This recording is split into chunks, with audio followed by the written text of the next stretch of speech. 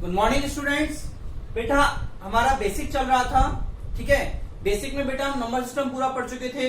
Prime number क्या होता है, इवन नंबर क्या होता है, रेशनल इरेशनल कॉम्प्लेक्स नंबर क्या होता है, ठीक है ना। आज बेटा हम नया टॉपिक लेते हैं एचसीएफ एंड एलसीएम, ठीक है ना। चलिए बेटा सबसे पहले बात करते हैं एचसीएफ होता क्या है बेटा, highest common factor between two and more than two numbers. बेटा देखिए एचसीएफ आप ऑलरेडी पढ़ चुके हो, ठीक है ना।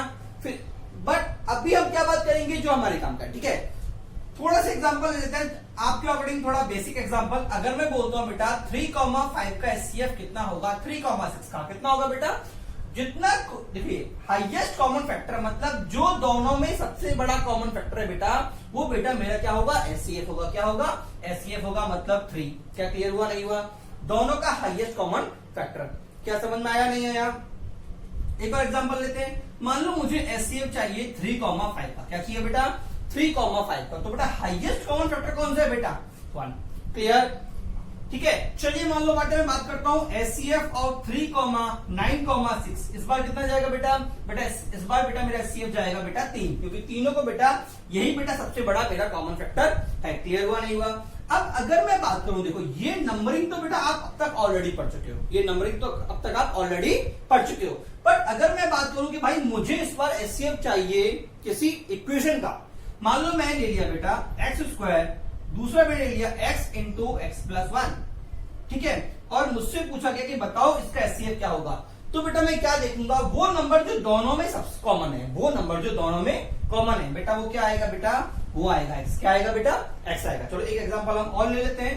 मान लो मैं ले लिया x plus 1 into x plus 2, comma x plus 2 into x plus 3।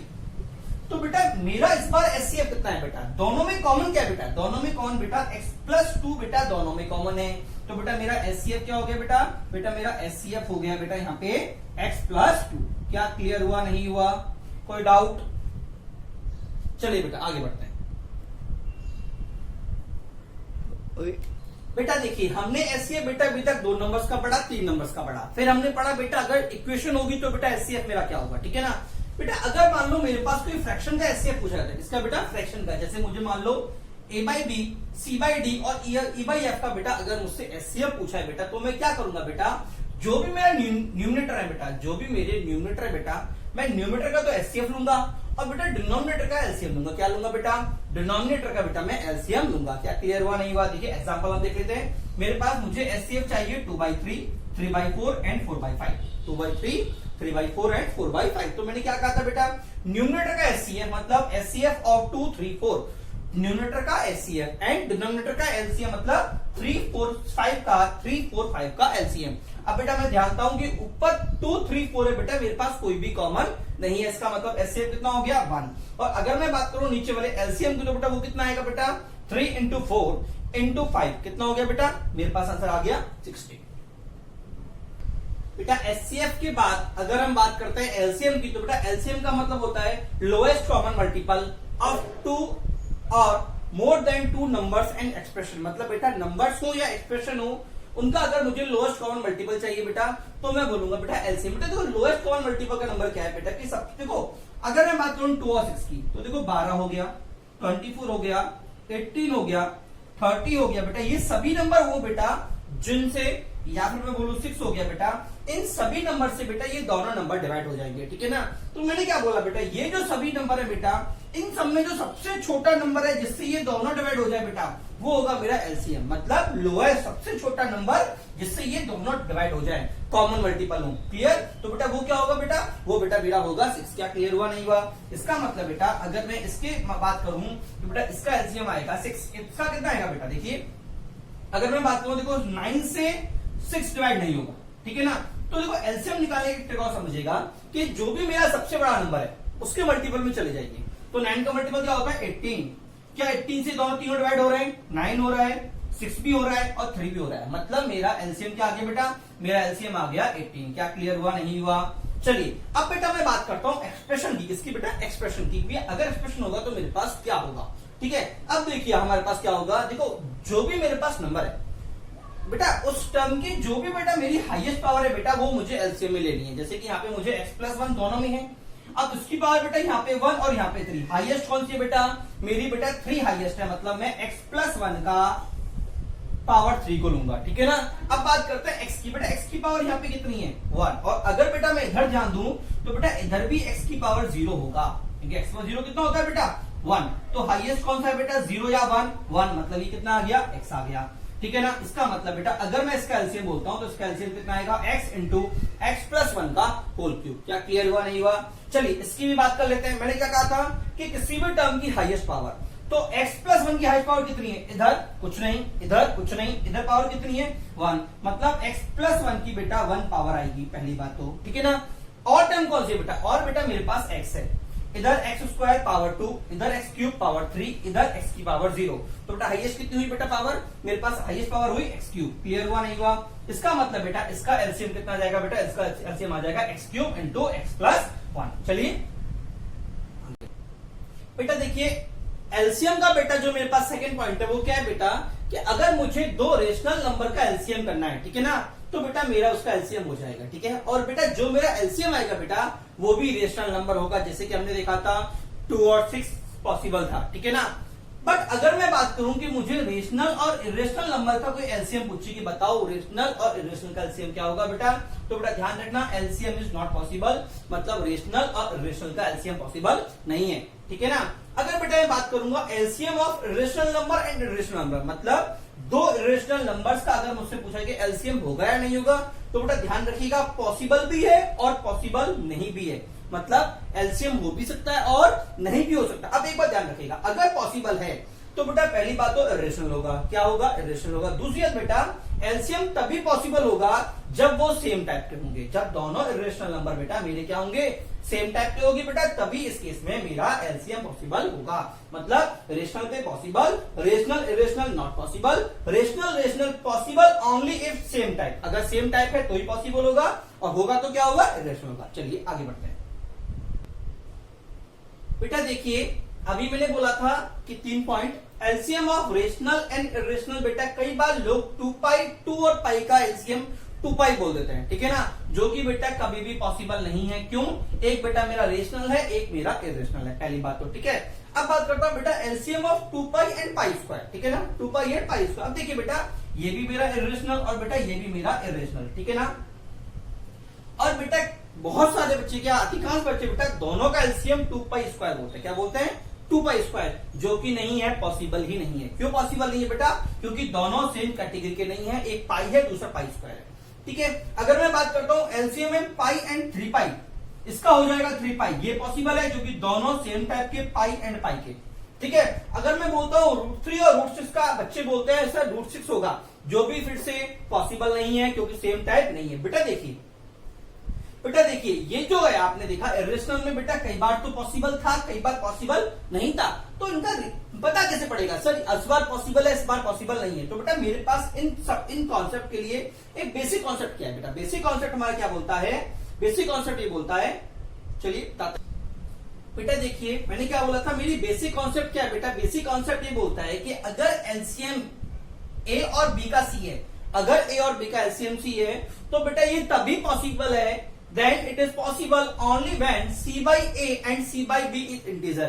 बेटा a and b का एलसीएम c तभी पॉसिबल है बेटा जब c by a और c by b बेटा दोनों मुझे इंटीजर मिले। अगर बेटा ये इंटीजर नहीं है तो बेटा वो एलसीएम, ये इसका एलसीएम पॉसिबल नहीं है। क्लियर हुआ नहीं हुआ। जैसे कि हम बात करते हैं कि एलसीएम ऑफ √2, √6 बेटा मैंने बोला, हम बोलते हैं √6, क्या बोल देते हैं कॉमनली √6। सर देखिए दोनों में कॉमन आ रहा है, ठीक है, तो एक बार चेक कर लेते हैं। √6 अपॉन √6 मतलब c by b कितना आया, 1 इंटीजर है, कोई दिक्कत नहीं है।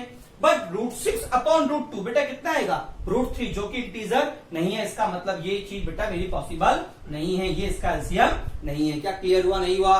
चलिए एक एग्जांपल हम और ले लेते हैं। मान लो मैंने दे दिया आपसे √2, 3 √2 कितना आएगा बेटा 3 √2, कितना आएगा 3 √2। देखिए अब अगर मैं डिवाइड करता हूं तो c by b that is this by this कितना होगा, 1 हो जाएगा, ठीक है। उसके बाद c by a, तो 3 √2 अपॉन √2 बेटा कितना आ गया 3। बेटा ये भी मेरा इंटीजर और ये भी मेरा इंटीजर, मतलब ये भी मेरा पॉसिबल है क्योंकि दोनों मिलकर क्या आ रहे हैं, इंटीजर आ रहे हैं, ठीक है ना। हम एक और बात कर लेते हैं। मान लो मेरे पास होता है 2 पाई और पाई स्क्वायर, तो हमने क्या बोला था बेटा 2 पाई स्क्वायर, कितना बोला था 2 पाई स्क्वायर, ठीक है। तो फिर से चेक करते हैं, 2 pi square upon pi square कितना आ जाए 2 इंटीजर है। आगे बात करते हैं 2 pi square upon 2 pi square upon 2 pi is equal to pi, जो कि मेरा इंटीजर नहीं है, मतलब ये भी मेरा पॉसिबल नहीं है। क्या क्लियर हुआ नहीं हुआ? मतलब बेटा अगर मैं इसका जो मेरा फाइनल आंसर आ रहा है बेटा, उसको जब मैं दोनों को जब मैं उससे डिवाइड करूंगा, अगर मुझे इंटीजर मिल रहा है तो बेटा एलसीएम पॉसिबल है, अगर इंटीजर नहीं मिल रहा तो बेटा मेरा एलसीएम पॉसिबल नहीं है। देखिए मैंने एक एग्जांपल आपको और दिया था कि मैंने बोला था कि अगर मान लो मेरे पास पाई और 3 पाई है, तो मैंने बोला था इसका एलसीएम कितना होगा बेटा, मैंने इसका एलसीएम बोला था बेटा 3 पाई। क्यों? देखिए 3 पाई बाई पाई कितना होगा 3 होगा, और 3 पाई अपॉन 3 पाई हो जाएगा बेटा 1। ये भी इंटीजर, मतलब ये मेरा पॉसिबल है। चलिए बेटा आगे बढ़ते हैं।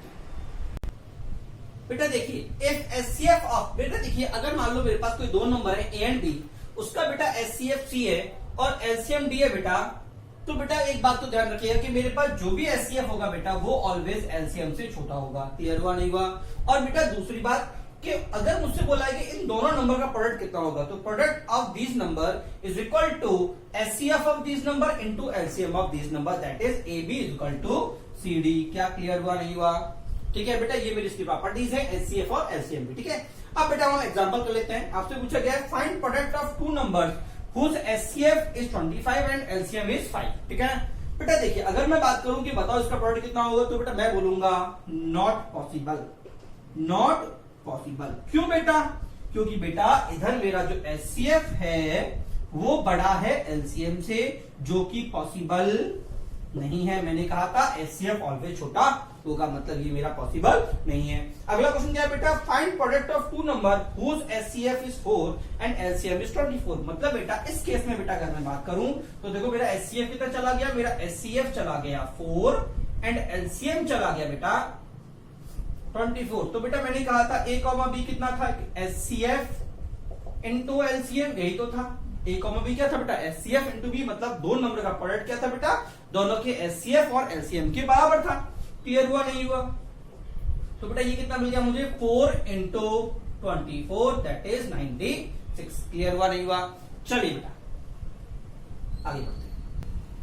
बेटा देखिए हमने एलसीएम पढ़ लिया, एचसीएफ पढ़ लिया। बेटा देखिए एलसीएम एचसीएफ जो भी बेटा हम लोग अभी पढ़ रहे हैं, नंबर सिस्टम हमने पढ़ा बेटा, उसके बाद एलसीएम पढ़ा, एचसीएफ पढ़ा, अभी हम रेशियोज पढ़ेंगे, फिर बेटा प्रोपोर्शनल पढ़ेंगे। बेटा ये सीधे डायरेक्ट जेई के अंदर नहीं आते, ठीक है ना, बट बेटा इन चीजों का बेटा क्वेश्चन करते समय कई बार हमको यूज हो जाता है। ठीक है, और अगर बेटा हमको यही नहीं आता बेटा, तो बेटा हम क्वेश्चन को कंटिन्यू नहीं कर पाएंगे। ठीक है ना, तो बेटा डायरेक्ट यूज नहीं है, बट इनको सॉल्व करते समय बेटा, क्वेश्चन सॉल्व करते समय कई बार ये हमसे पूछा जाता है। जैसे कि मैंने आपसे कहा था ट्विन प्राइम, याद है आपको ट्विन प्राइम, ठीक है ना, और क्या बोला था बेटा को प्राइम, तो मैंने कहा था बेटा ये मेरे ऑप्शंस में आ जाता है, ये मेरे कई बार ऑप्शंस के अंदर आ जाते हैं। ठीक है, वैसे बेटा अगर मैं रेशियो की बात करूं बेटा, तो हम बोलते हैं A/B या A/B को बेटा मैं रेशियो बोलता हूं, ये बेटा सभी को पता है। अब काम की बात क्या है बेटा, अगर मान लो मुझसे बोल दिया A²/B² बेटा, तो बेटा इसको बोलते हैं डुप्लीकेट रेशियो। क्या बोलते हैं? Duplicate ratio. ध्यान रखिए क्या बोलते हैं बेटा, डुप्लीकेट रेशियो। ठीक है ना, अगर मैं बोलूं A³ तो बेटा मैं इसको बोलूंगा ट्रिप्लीकेट रेशियो। क्या बोलूंगा? Triplicate ratio. बेटा ध्यान रखिएगा, ठीक है। अगर मैं बोलूं √A/√B दैट इज एक, या फिर A⁴ 1/2 तो मैं क्या बोलूंगा इस बार बेटा, इस बार हो जाएगा बेटा, देखो पावर में था 2 तो डुप्लीकेट था, अब 1/2 का तो बेटा सब डुप्लीकेट हो गया। क्या हो गया? सब डुप्लीकेट रेशियो। ठीक है ना, और बेटा अगर मैं 1/3 बोल दूं या फिर मैं बोल दूं क्यूब रूट, ठीक है, A⁴ रेशियो B⁴ बेटा, तो बेटा मैं इसको बोलूंगा सब ट्रिप्लीकेट रेशियो। क्या क्लियर हुआ नहीं हुआ? सब ट्रिप्लीकेट रेशियो। बेटा ध्यान रखिएगा ये चीज क्या होती है बेटा, क्वेश्चन में कई बार बोल देता है कि भैया बताओ सब डुप्लीकेट रेशियो बताओ, मुझे कोई भी दो टर्म दे देगा, बताओ दोनों रूट्स का, मान लो क्वाड्रेटिक इक्वेशन आपको दे दी और आपसे पूछ लिया कि बताओ दोनों रूट्स का सब डुप्लीकेट रेशियो बताइए।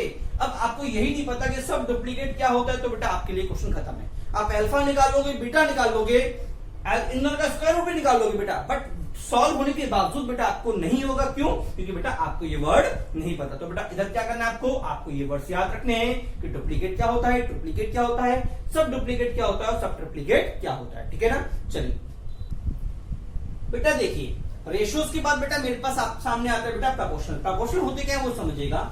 If A/B and C/D are such that AB is equal to CD, अगर मान लो बेटा मेरे पास दो रेशियोज हैं, क्या है? दो रेशियोज A/B एंड C/D। अगर बेटा दोनों रेशियो बेटा मेरे इक्वल है बेटा तो मैं प्रोपोर्शनल बोलूंगा। ध्यान रखिएगा प्रोपोर्शनल के लिए दो रेशियोज का होना जरूरी है। प्रोपोर्शनल के लिए दो रेशियोज का a/b एंड c/d का होना जरूरी है और दोनों का इक्वल होना जरूरी है, ठीक है ना। दूसरा बेटा इसको रिप्रेजेंट में कैसे करूंगा, या फिर तो बेटा मैं ऐसे लिखूंगा। बेटा कई जगह इसको इस तरह से भी लिख देते हैं, इस तरह से भी लिख देते हैं, ठीक है ना। अब बेटा एक बात और ध्यान रखिएगा कि बेटा ये जो बाहर वाले हैं, जो मेरे दूर वाले हैं बेटा a और d, ठीक है, जो कोने पे बैठे हुए बेटा मैं उनको बोलता हूँ एक्सट्रीमिटीज। क्या बोलता हूँ, एक्सट्रीम्स। क्या बोलता हूँ, एक्सट्रीम्स। और बेटा जो मेरे अंदर वाले बेटा उनको मैं बोलता हूँ मीन्स। क्या बोलता हूँ, मीन्स। तो बेटा यहां से मेरे पास एक प्रॉपर्टी निकलती है। क्या निकलती है बेटा, यहां से बेटा मेरे प्रॉपर्टी निकलती है कि प्रोडक्ट ऑफ मीन्स मतलब b into C is equal to product of extreme that is a into D, ठीक है ना।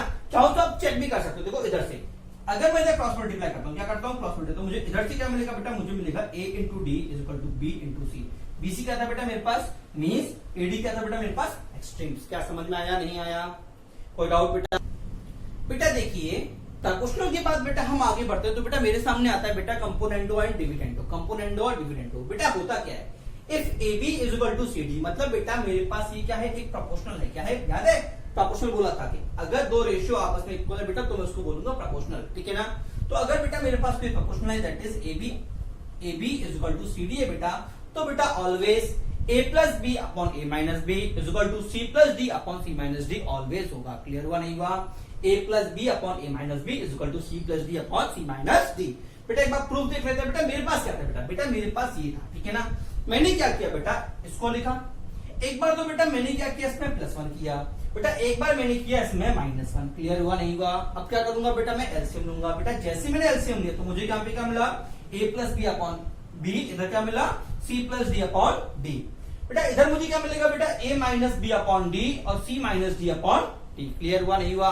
अगर बेटा मैं दोनों को डिवाइड करता हूं, फर्स्ट और सेकंड को डिवाइड कर दूंगा, डिवाइड फर्स्ट एंड सेकंड, मुझे क्या मिल जाएगा बेटा, a प्लस बी अपॉन डी से भी कट गया, ठीक है। a plus B upon a minus B is equal to c plus D upon c minus D. क्यों बेटा, जब मैं इसको इसके नीचे रखूंगा बेटा तो d से d कट जाएगा और इसको इसके नीचे रखूंगा बेटा तो b से b भी कट जाएगा। तो बेटा मुझे क्या मिलेगा बेटा, a plus B upon a minus B is equal to c plus D upon c minus D, ठीक है।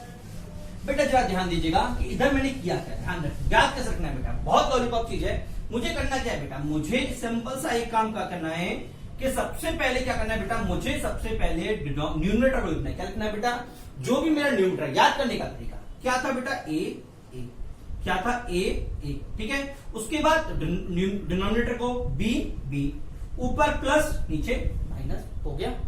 इधर भी क्या होगा, पहले न्यूमरेटर c फिर डिनोमिनेटर d ऊपर प्लस नीचे माइनस। क्या आप समझ में आ रहा है, नहीं आ रहा। जैसे कि मैं एग्जांपल ले लेता हूं, मैंने आपसे बोल दिया बेटा 3 पाई, मैंने आपसे बोल दिया बेटा मान लो x अपॉन वाई, ठीक है, is equal to sine x upon cos x upon Y is equal to sine theta ले लेते हैं, sine theta upon cos theta.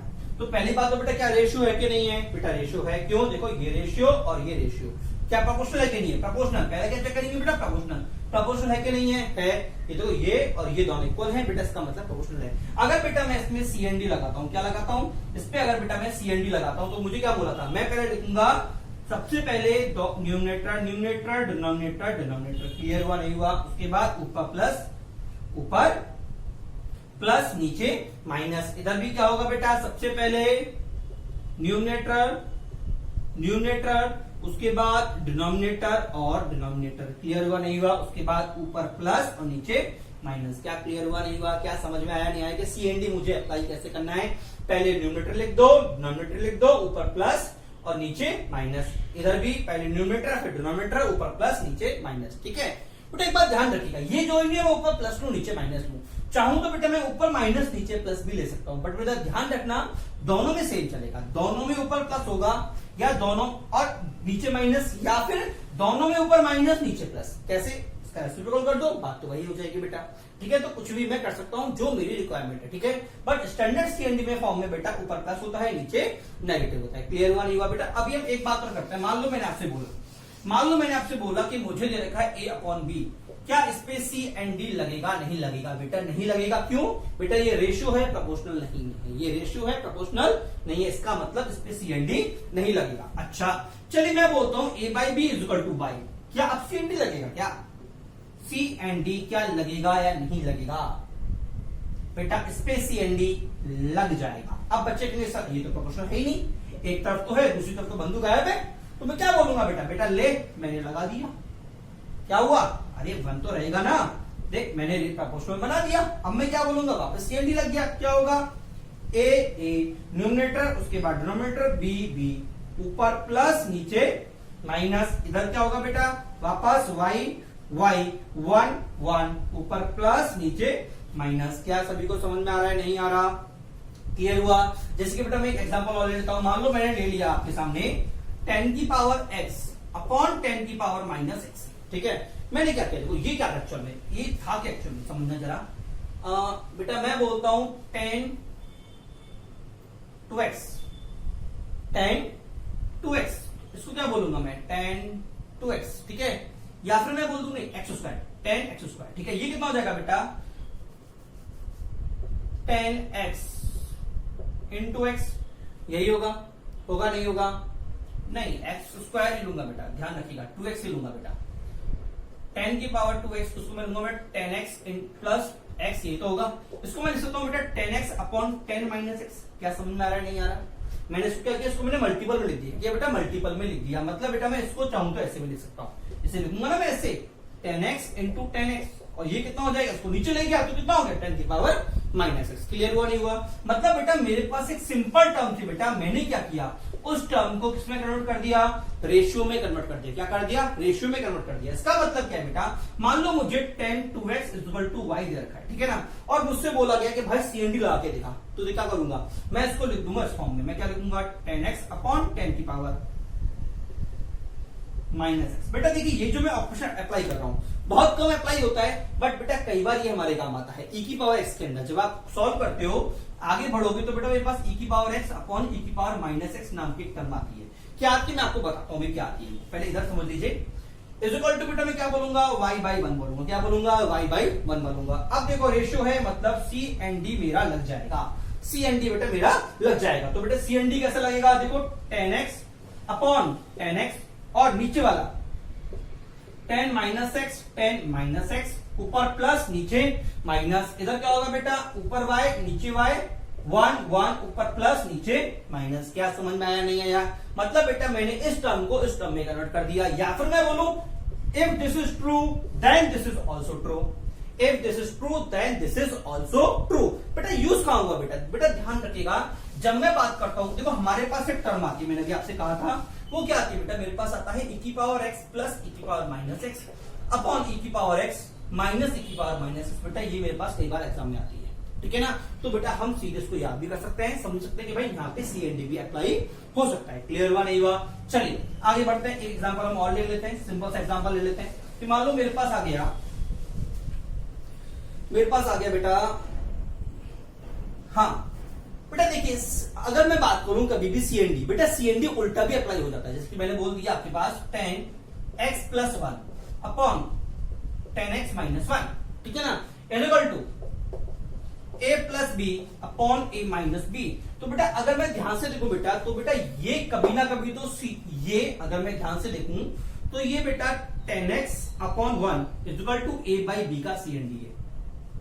ठीक है, C एंड D है। देखो इस पे अप्लाई करो, न्यूमरेटर डिनोमिनेटर डिनोमिनेटर, ऊपर प्लस नीचे माइनस, न्यूमरेटर डिनोमिनेटर ऊपर प्लस नीचे माइनस। मतलब अगर एग्जामिनर आपसे ये दे रहा है, इसका मतलब वो बोलना चाह रहा है 10x = a/b, 10x = a/b।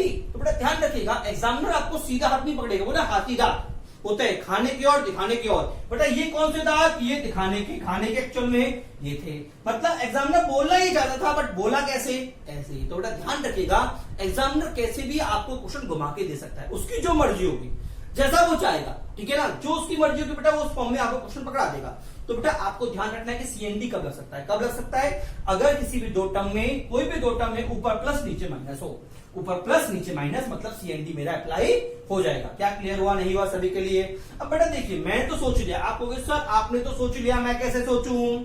भाई आपने तो सोचा, मैं कैसे सोचूं? क्या मुझे सोना आ रहा है क्या? बिल्कुल नहीं आ रहे। देखो, अगर आप सोच सकते हो तो बहुत बढ़िया, अगर नहीं सोच सकते तो एक बात तो आपको मानना पड़ेगा कि भाई अभी भी ये दोनों, ये मेरा रेशियो है, ये मेरा रेशियो है जो कि इक्वल है, मतलब ये खुद क्या बेटा, ये बेटा प्रोपोर्शनल बन गया। क्या बन गया? ये एक प्रोपोर्शनल बन गया। अगर इस पे प्रोपोर्शनल बन गया मतलब मैं इस पे सीएनडी भी अप्लाई कर सकता हूं, मैं इस पे सीएनडी अप्लाई कर सकता हूं। अब देखो, मैं इस पे सीएनडी अप्लाई करता हूं तो मुझे क्या मिलेगा? देखो 10x plus 1 upon 10x plus 1, ये क्या हुआ बेटा मेरे पास? ये हो गया बेटा मेरा न्यूमरेटर। ऊपर क्या लिखूंगा? प्लस 10x माइनस 1, और बेटा नीचे क्या होगा? Minus 10x minus 1। क्लियर हुआ, नहीं हुआ? इधर की बात करते हैं बेटा, तो a प्लस बी बेटा न्यूमरेटर हो गया, plus a minus B minus a minus B बेटा मेरा डिनोमिनेटर हो गया। ठीक है, अब जरा ध्यान से देखो बेटा, 1 कैंसिल आउट, इधर ओपन हुआ देखो तो 10 से 10 कैंसिल आउट बेटा, ये माइनस उसको प्लस कर देगा, ये माइनस को प्लस कर देगा। तो ये दोनों क्या होगा बेटा मेरे पास? प्लस हो गया। तो मुझे क्या मिला? 2 10x अपॉन 2। इधर क्या होगा बेटा? देखिए, b से b कैंसिल आउट, और इधर बेटा a से a कैंसिल आउट, इस माइनस इसको प्लस कर दिया, that is 2a upon 2b। 1 से 1 कटा, 2 से 2 कटा, तो मुझे यहां से क्या मिल गया बेटा? मुझे मिल गया 10x equal to a by B. क्या क्लियर हुआ, नहीं हुआ? जो बेटा मैंने आपको यहाँ पे निकाला था। तो बेटा ध्यान रखिएगा, अगर मैं किसी पे कंपोनेंडो डिविडेंडो लगाता हूं तो मेरे पास ये आया, और अगर मैं निकले हुए टर्म पे वापस कंपोनेंडो डिविडेंडो लगा दूं तो बेटा मुझे वापस अपना ओरिजिनल फंक्शन मिल जाएगा। क्या सभी को समझ में आया, नहीं आया? चलिए आगे बढ़ते हैं। बेटा देखिए, हमारे पास रेशियो को लिंकिंग देखना बेटा, रेशियो हुआ, रेशियो से बेटा हमारे पास प्रोपोर्शनल आया, प्रोपोर्शनल से बेटा मेरे पास आया क्या बेटा? सीएनडी। बेटा सीएनडी से आगे बढ़ते हैं तो बेटा मेरे पास आता है कंटिन्यूड प्रोपोर्शनल। क्या आता है? Continued proportional. जरा समझिएगा बेटा, अगर मान लो मुझसे बोल रहा है ABC are in continued proportional, examiner बोल रहा है कि एबीसी बेटा कंटिन्यूड प्रोपोर्शनल में है, इसका मतलब क्या? अगर एग्जामिनर आपसे ये बोल दे कि एबीसी कंटिन्यूड प्रोपोर्शनल, तो आप समझोगे क्या बेटा? बेटा इसका मतलब होता है AB ratio A ratio B proportional B ratio C. यहाँ पे बोल दूंगा बेटा a by B is equal to B by C, A by B is equal to B by C. ठीक है ना? तो बेटा अगर मैं क्रॉस मल्टीप्लाई करूं तो मुझे क्या मिल गया बेटा? B square is equal to A C. इसका मतलब बेटा अगर कभी भी एग्जामिनर ये लिख रहा है, क्या लिख रहा है?